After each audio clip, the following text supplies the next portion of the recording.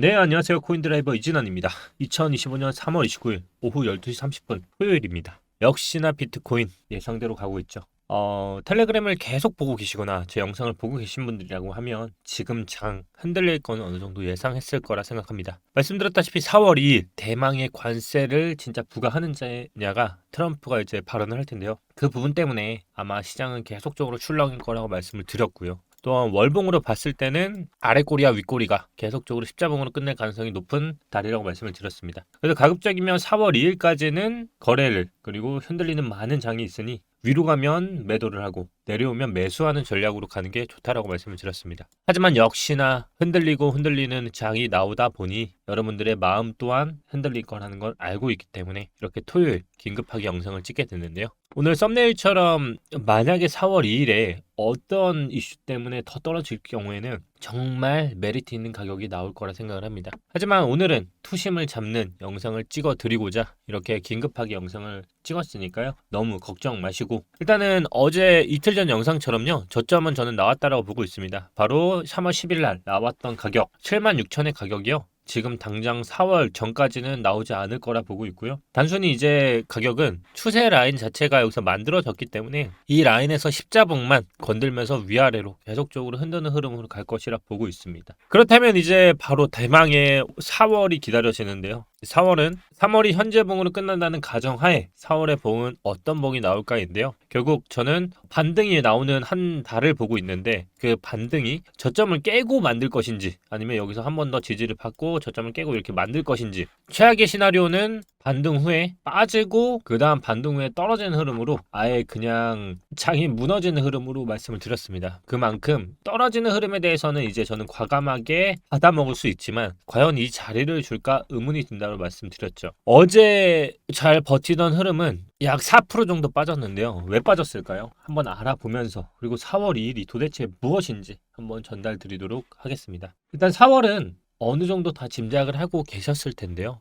일단 미에서 관세를 유예할 수 있는 기간의 데드라인이 4월 2일까지입니다. 그리고 또 하나가 캐나다와 미국 간에서 트럼프가 계속적으로 주장하고 있는 게 하나 있습니다. 바로 대통령 당선되고부터요. 미국을 캐나다의 51번째 주로 만들겠다라는 걸 계속 권하고 있는데요. 잘 알다시피 캐나다와 미국은요. 굉장히 우호적인 관계였습니다. 그런데 캐나다 총리 카니가 미국과의 긴밀한 관계의 시대는 끝났다라고 선언을 하면서 전체적인 우방국에 대한 시장 흐름도 굉장히 안 좋은 방향으로 가고 있죠. 그러면 진짜 실질적으로 트럼프가 51번 주로 갈 수 있느냐? 사실상 불가능에 가깝습니다. 제로에 가깝다라고 하죠. 그런데도 왜 이렇게 캐나다를 51번 주로 선언을 하는 말을 그 어떤 발언보다도 강력하게 하고 있어요. 왜일까요? 근데 시장에 나온 것들을 종합해보면 모두 모른다라고 합니다. 그런데 트럼프라는 사람을 잘 아셔야 할 게 성격이 완전히 비즈니스맨입니다. 경기 침체가 발생하더라도 원하는 타협이 없다면 관세를 강행할 것. 4월 2일은 미국에게 매우 중요한 날이 될 것. 트럼프는 협상의 달인입니다. 책도 있죠. 협상이란 뭘까요? 바로 각자가 갖고 있는 카드를 숨기면서 각자에게 필요 없는 카드를 상대방에 갖게 하고 본인이 필요한 카드를 타협해서 협상을 이끌어내는 게 협상입니다. 트럼프는 지금까지 되게 강경한 미국의 강력한 인파워먼트를 통해서 상대국들에게 위협을 가하고 거기서 조금이라도 신뢰를 얻고 있는 전략을 계속적으로 쓰고 있죠.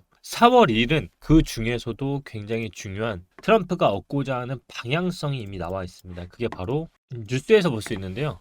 보시다시피 지금 트럼프가 초기의 향후 방향은 자동차입니다. 일단은 지금 4월 2일에 발표되는 거는요. 자동차 관세입니다. 4월 1일부터는요, 외국산 자동차의 25%의 관세 부과를 현재 앞두고 있습니다.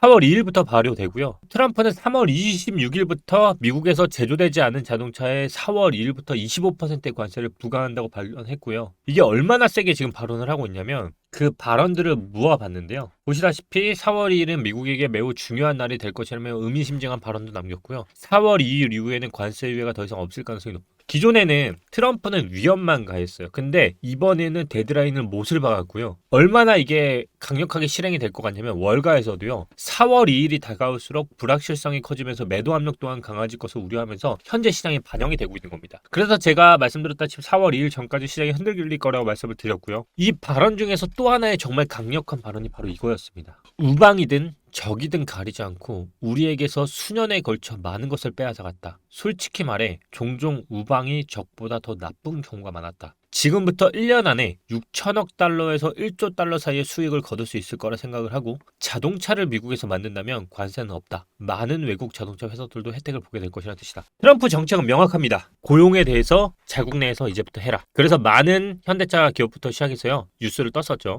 그런 것들을 볼 수 있는 게 지표가 바로 이겁니다. 많은 해외 자본들이 몰리기 시작했고요. 한국 기업들도 미국에 들어가기 시작을 했죠. 삼성전자, SK이노베이션, LG에너지솔루션, 한국타이어, 현대기아차, SK, 현대모비스, 하나큐셀, OCI, CS윈드 등이 다 그들입니다. 모든 것들이 이제 미국으로 몰리고 있고요. 결국 시장은 미국 중심으로 돌아가고 있습니다. 이게 무슨 걸 뜻하냐면요. 미국에서 제조되는 자동차 산업의 경쟁력이 강해지는 쪽으로 트럼프의 초기 정책이 일단 가능성이 높아 보인다는 겁니다. 결국 4월 2일 전에 뭐 어떻게 해서든 많은 기업들이 지금 물밑 작업들을 하고 있고요. 결국 그 모든 데드라인이 이 일에 맞춰져 있습니다. 결국 4월 2일에 어떤 방향성이든 저는 나올 거라 보고 있어요. 근데 그게 여러분들에게 전달드리고 싶은 제 브리핑의 최종 목표는 뭐냐면 쫄지 말자는 거예요. 4월 이후에 뭐가 됐든 간에요. 시장의 방향성이 지금보다 떨어지는 방향성으로 나오든 제가 이 자리는 굉장히 맥자리가 될 거라 했죠. 이 자리를 저는 줄 가능성은 지금은 없다라고 생각은 드는데요. 만약에 준다고 해도 이 자리는 굉장히 메리트 있는 자리이기 때문에 저는 이 자리에선 추가 매수를 들어가지 올라가는 건 아직까지 매도가 맞아요. 근데 아래로 떨어지는 건 바이의 포지션을 가고 있다는 것은 아직까지 확고하다는 거. 그만큼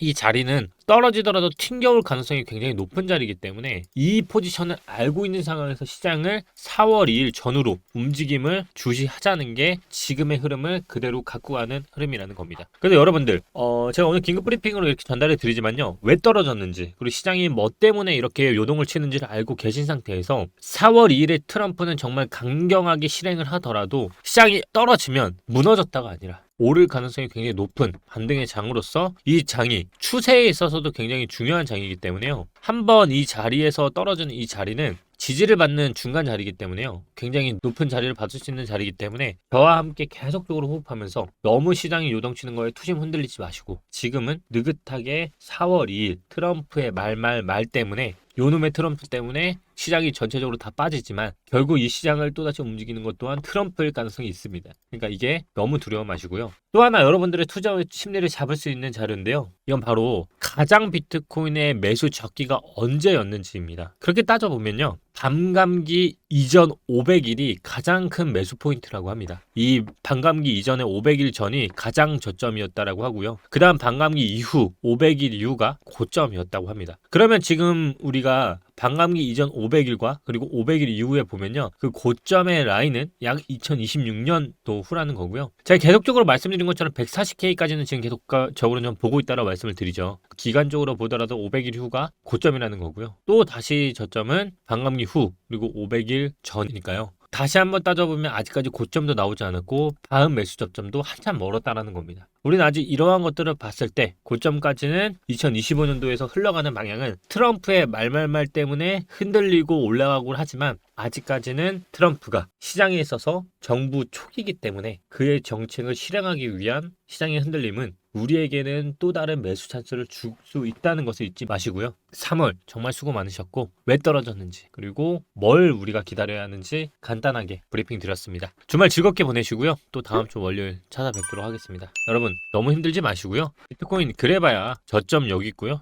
요거 떨어졌습니다. 힘든 건 당연히 알고 있지만 지금은 월봉상 그냥 윗꼬리 아랫꼬리를 만드는 작업인 거지 애초부터 십자목은 예상했던 일이잖아요. 위로 가면 매도 아래로는 매수. 근데 이제 다음 달 되면 또 지지가 올라올 거고요. 그 지지가 저점을 깨고 고점을 갈지 아니면 저점을 더 이상 깨지 않고 위로 갈지만 보이는 포인트로 되면 될 것 같습니다. 남은 3월의 이틀은 큰 변화가 없을 거라 예상은 하는데요. 또다시 변화가 오면 이렇게 긴급 브리핑 전달 드리도록 하겠습니다. 감사합니다. 오늘 영상은 또다시 텔레그램에 정리해 드리도록 할게요. 더보기란 통해서 입장하시면 될 것 같습니다. 감사합니다.